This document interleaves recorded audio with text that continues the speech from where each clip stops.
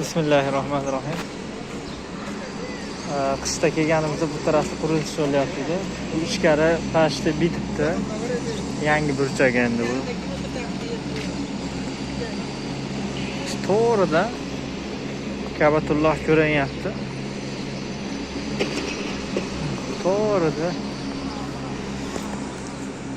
hozirgina ko'rinyapti. To'g'rida. Bu tarafida fonli qurilish. Okey.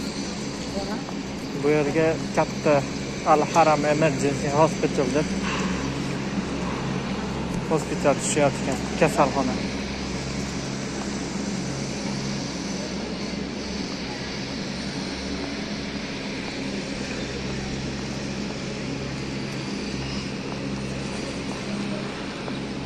Ayer gumbaz oladi, biroq Ammo permit qalam